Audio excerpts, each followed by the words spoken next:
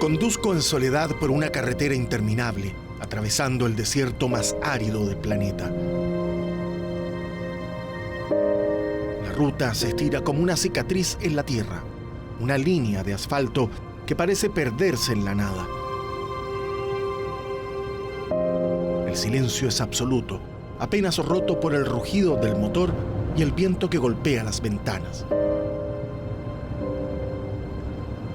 Mientras avanzo, pienso en la obstinación de aquellos pioneros que a comienzos del siglo pasado hicieron fluir hacia este territorio imposible las aguas del río Loa, ese hilo vital que atraviesa quebradas y desolación hasta encontrarse con el mar.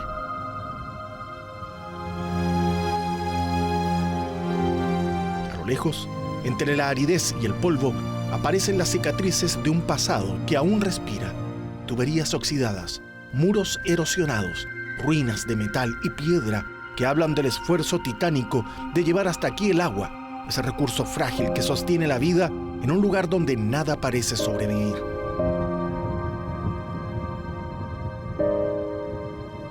En cada vestigio corroído por el sol, siento el pulso de un origen. Aquí nació una mina destinada a marcar la historia de Chile.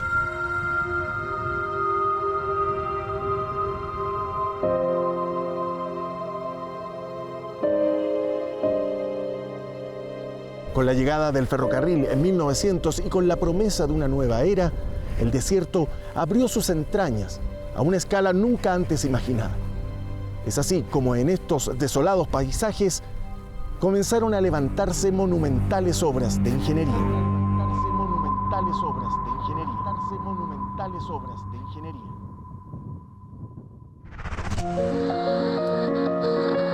Chuquicamata tiene generaciones. Mi abuelo trabajó en Chuquicamata, mi padre trabajó en Chuquicamata.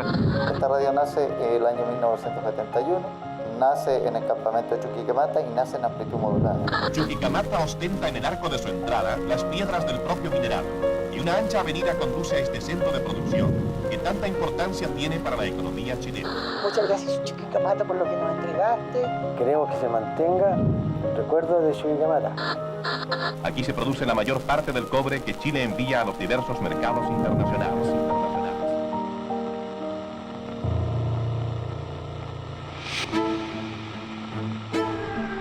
5, 4, 3, 2, 1, fuego.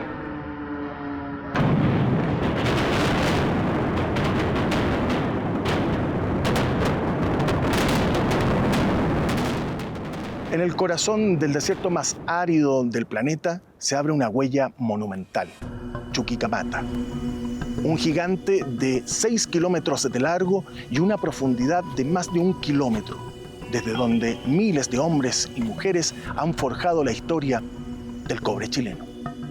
Este rajo ha sido relevante en la historia de Chile. Este es un rajo que tiene 115 años de operación. Hoy en día funciona una mina de rajo en la parte superior, con una cantidad de 33 camiones, 5 equipos de carguío, pero convive inmediatamente con una mina subterránea, que es el traspaso de lo que se está generando ahora, donde el rajo va a ir cerrando paulatinamente sus operaciones hasta que la mina subterránea alcance su ramp-up y con eso ya cesen las operaciones del rajo.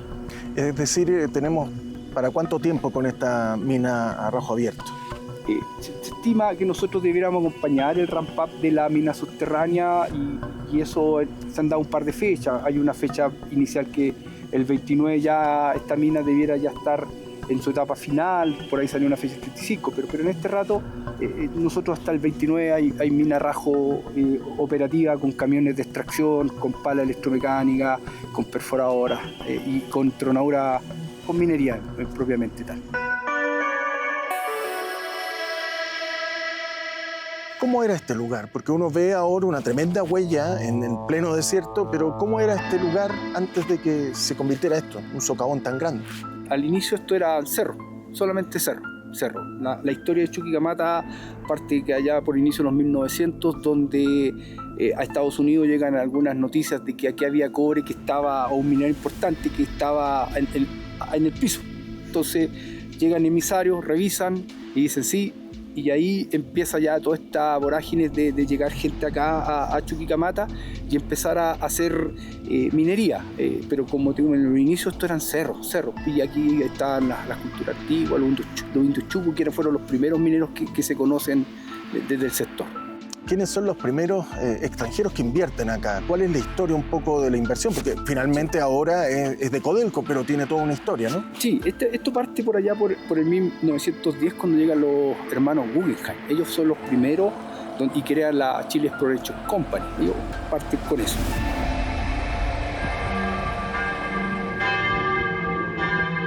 Entre casas de madera y campos silenciosos nació Meyer Guggenheim. Nada hacía pensar que aquel migrante oriundo de un pequeño pueblo de agricultores en Suiza levantaría junto a sus 7 hijos un imperio industrial capaz de cambiar la historia de la minería mundial. De vendedores ambulantes en Norteamérica pasaron a controlar minas, fundiciones y compañías que marcaron el rumbo de la economía global. Y aunque hoy el apellido Guggenheim se asocia a los grandes museos de Nueva York, Venecia o Bilbao, su verdadera leyenda comenzó con el cobre, con la Chile Exploration Company y con la ambición de una familia que salió de la pobreza para conquistar el mundo. El sueño necesitaba energía. En 1915, los hermanos Daniel y Simón Guggenheim llegaron a Chile para poner en marcha la imponente central termoeléctrica de Tocopilla. Desde allí, su potencia dio vida a Chuquicamata. Así comenzó oficialmente la explotación a gran escala, tronaduras, ferrocarriles y un gigantesco rajo abierto que nunca dejaría de crecer.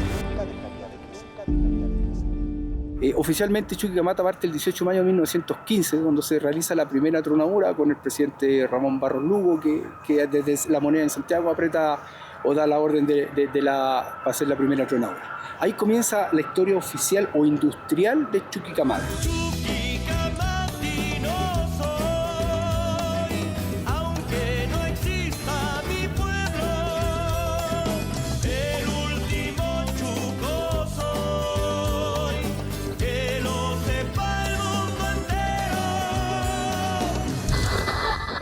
Por aquí acompañándolos a través de Radio Peregrina 93.1. Tenemos mucho más para ti después de esta breve pausa. Comparte tus fotos, videos y recuerdos. Envíalos a docufilms@cnnchile.com. CNN Chile Docufilms, las historias que nos definen. Queremos escucharlos, queremos ver qué es lo que tienen para contarnos, para que poder compartirlo y así humanizar un poco más lo que es la historia de Chuquicamata, porque no es solamente esta cosa industrial, minera, sino también hay una vida humana que se fue forjando ahí. Siento que es muy importante recordar todas las cosas que se vivieron en el campamento y darle vida a lo que aún queda en muchas personas de Chuquicamata. Tengo el placer de que mis papás hayan vivido en Chuquicamata. Mi papá fue carabinero, entonces cuando se juntan algunos amigos a conversar, a recordar estos momentos que vivieron allá, es como en estos tiempos uno dice qué impresionante que en tantos años hacia atrás se hayan vivido cosas tan importantes en el campamento.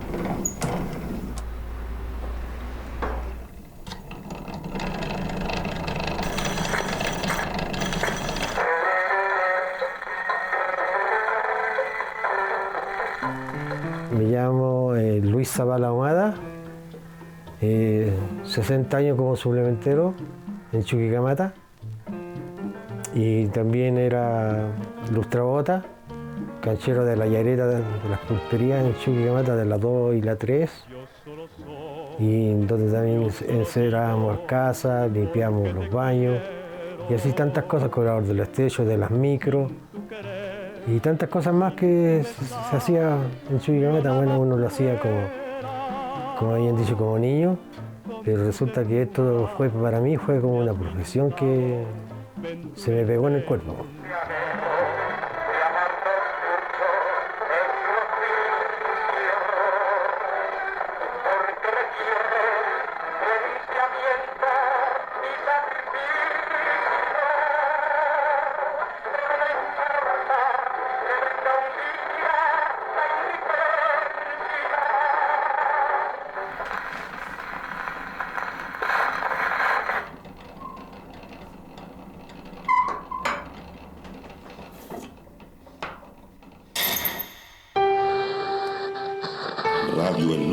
101.1 en la frecuencia modulada.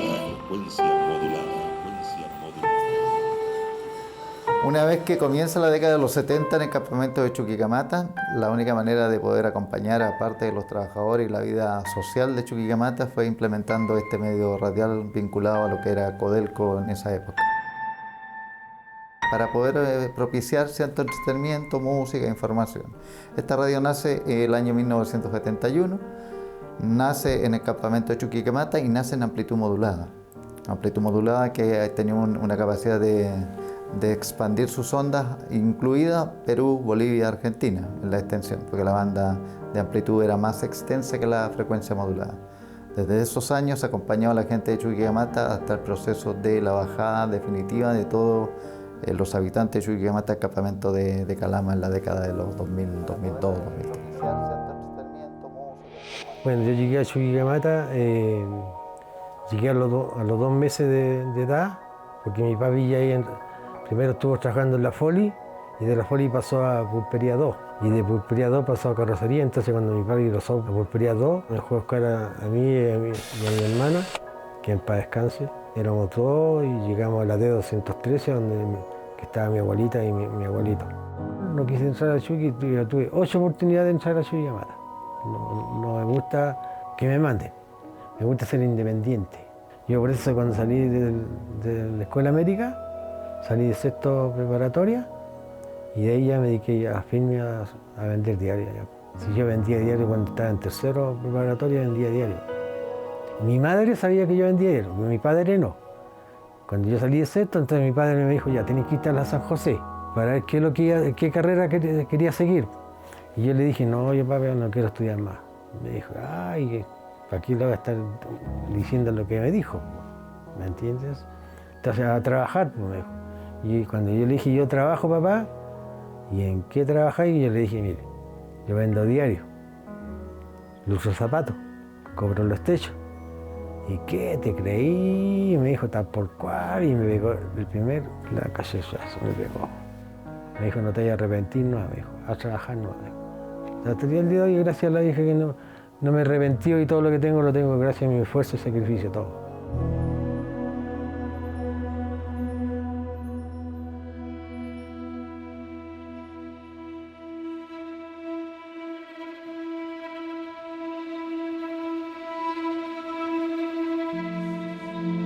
Desde el aire, Chuquicamata aparece como un espejismo detenido en el desierto. Calles trazadas con precisión militar, casas vacías que alguna vez fueron hogar y una historia que aún resuena entre paredes silenciosas. Durante casi un siglo, aquí latió el corazón de la minería chilena.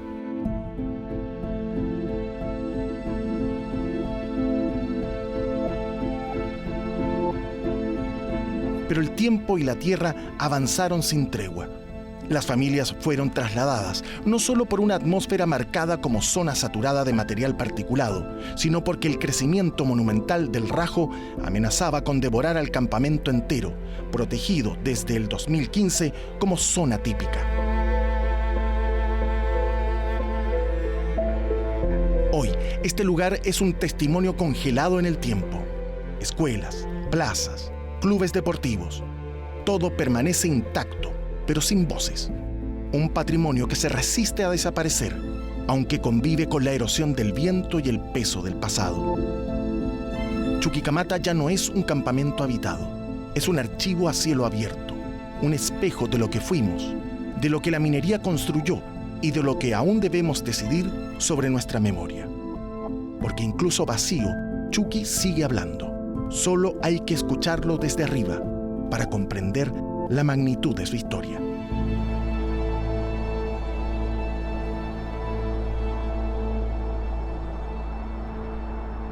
En medio del desierto nació, junto al yacimiento, el primer company town del norte. Chuquicamata surgió como una ciudad autosuficiente que prometía bienestar y modernidad. Sin embargo, esa promesa no fue igual para todos. Se da porque en la época de los gringos, cuando ellos se hacen cargo de la producción, porque se gana esta licitación con el gobierno, ¿cierto?, de la época, y con inversiones y productos nuevos de los norteamericanos, se hacen las primeras exploraciones de la mina Chuquicamata, y los gringos invierten a plazos de cierta cantidad de años, ¿cierto?, con un porcentaje para el Estado chileno y uno que era para las empresas norteamericanas. Se empieza a implementar entonces que la traída de profesionales norteamericanos al campamento tenía que reunir ciertas cantidades de especificaciones, gente que venía de Montana, de California, de otras localidades de Virginia, de Norteamérica, exigían que para yo venirme al desierto más árido del mundo teníamos que cumplir con cierto tipo de requisitos. Tú con tu familia, tú eras un profesional de la época, los años 20, 30, 40, 50, tú podías venir a Chuquicamata, pero tú tenías que mantener parte de lo que era tu estatus de vida normal, no en mucho lujo, pero se empezaron a venir a Chuquicamata y los mismos gringos empezaron a generar esta especie de construcciones que vinieran a representar, evocando lo que ellos vivían en Norteamérica.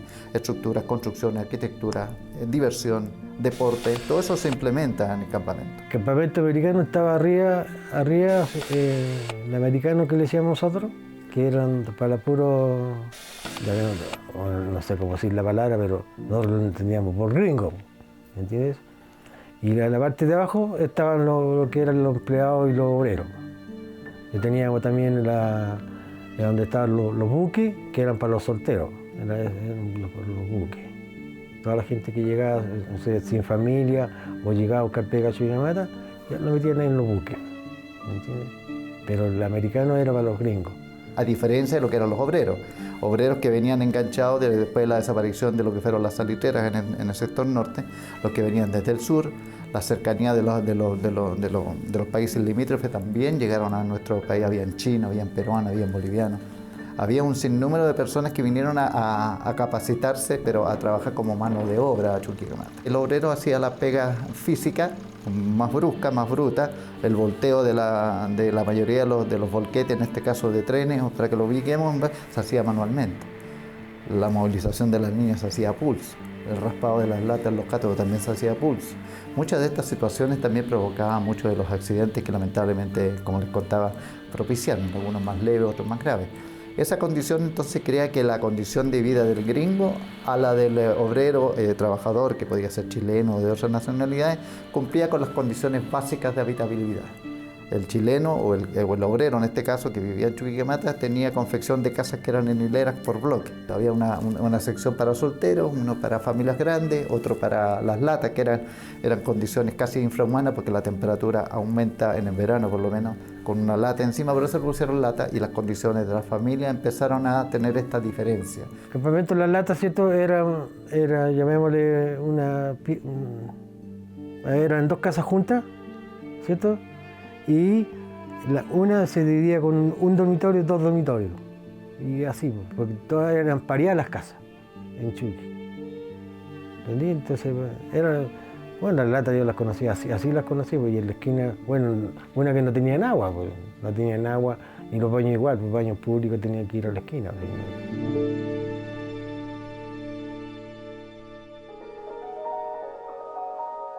Mi nombre es Pascal Bonafá, yo soy periodista y hace un par de años publiqué un libro sobre Chuquicamata, sobre la nacionalización del cobre del año 71, y mi acercamiento con el tema tiene un poquito que ver con historia personal, familiar, y mucho también por el desconocimiento que sentí que existía sobre el proceso de nacionalización en este país, que encontré muy fascinante. Antes de la nacionalización, Chuquicamata como campamento, bajo la administración de Anaconda, era extremadamente estratificado. Había tres grandes segmentos socioeconómicos según el rol que uno tenía, oro, por ejemplo, los supervisores, después estaban los empleados, después los trabajadores obreros, que no había mucha movilidad, ni siquiera físico, con una cultura muy americana, digamos, incluso a nivel de deporte, de qué hacer, pero sí accedían a bienes materiales. Pero, por ejemplo, poblaciones que tenían un baño al final de la cuadra para 400 familias, agua caliente solamente los fines de semana, ese tipo de cosas. Pulperías a la usanza muy antigua, ¿no? Pulperías también para empleados, para obreros, para el rol oro que ganaba además en dólares, que eran los supervisores hacia arriba. Toda la administración era, bueno, se llamaban americanos, pero habían europeos también, o sea, eran extranjeros en el fondo. Y todas las decisiones se tomaban en Nueva York en términos de la empresa. Todo se tomaba en Nueva York, las decisiones grandes y pequeñas de la empresa y del pueblo. Cuando los gringos celebraban en el Chilex Club o en el Social Club sus actividades, años nuevos, festividades, lo hacían con sus pares. Y los chilenos, o el personal obrero que estaba acá en el campamento nuevo se llama, empezaron a crear los clubes sociales. El club de obreros, para la gente que era obrera, el club de empleados, para la gente que era empleado, y actividades deportivas, el club Chucky, el auditorio sindical, luego en la década del 70, y todas esas actividades, el cine Chile, que era un único cine, traía toda la implementación desde Estados Unidos. Y eso también se notaba en los espectáculos. Venían películas desde Estados Unidos, entonces se sentaba, había un sector especial para los jefes gringos, todo el que era personal norteamericano, y después venían los empleados, y después ya el resto situado en diferencias. Siempre se marcó esta diferencia que era para entretener a la familia, pero nunca mezclado. Bueno, y el Teatro Chile, las películas de Coy, que mi papá los mandaba a cuidar el lado para llevarlos las películas de Coy, de Tarzán y todo eso, las películas para menores de edad que entrábamos. Así que esas son las películas que me marcaron más, las de Coy. Y hasta el día de hoy todavía las veo, las de Coy.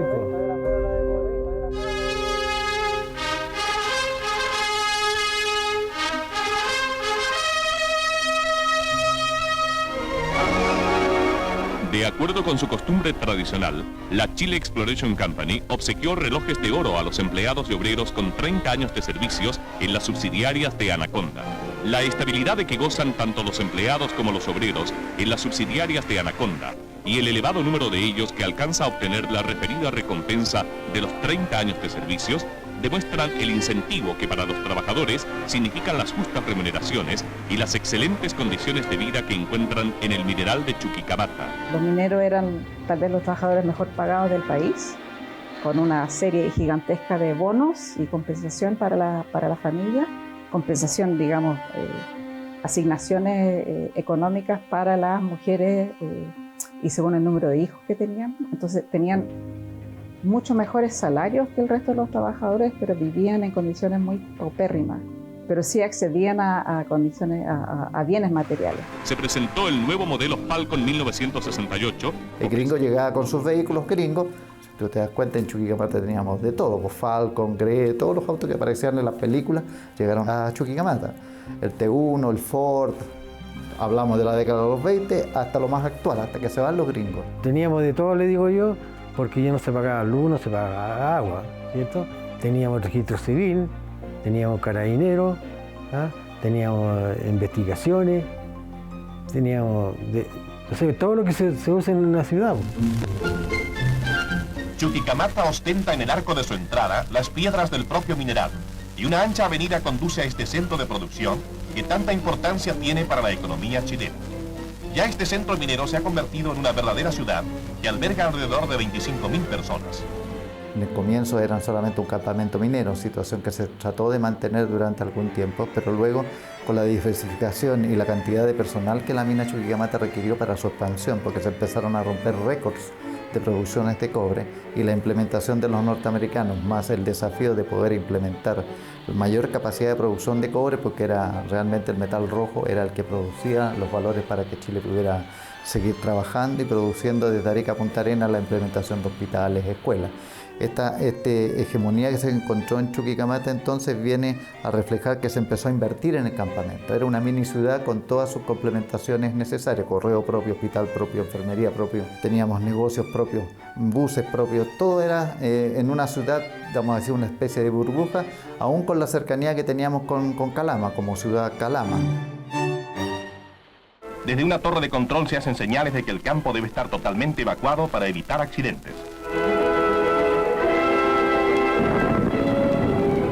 Muchas de las luchas que se empezaron a originar en el campamento de Chuquicamata eran la mejoría de las condiciones laborales en seguridad de lo que era la existencia de la mina Chuquicamata. Lamentablemente en la historia de Chuquicamata tuvimos reiterados infortunios, ciertos desastres de muertes de trabajadores en explosiones, polvorazos que iban relativamente apareciendo y se fueron distanciando en el tiempo por estos accidentes, polvorazo del 67, el 57.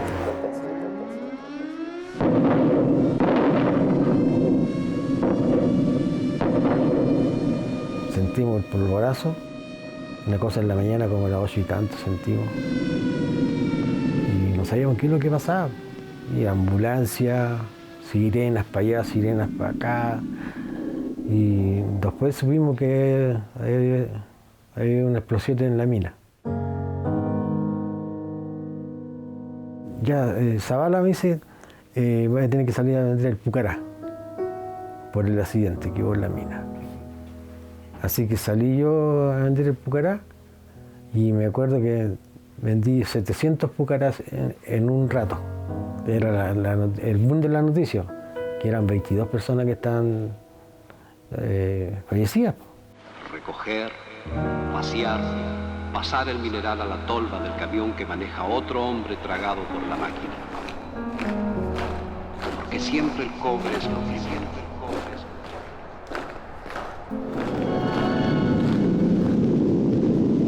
Se suceden las explosiones que diariamente arrancan de este rajo abierto en la montaña las piedras con el mineral. Para recoger el mineral que las explosiones diarias desprenden del cerro, funciona esta pala de enormes proporciones que fue íntegramente armada en el mismo Chuquicamata y que puede cargar en cada palada más de 21 toneladas de piedra.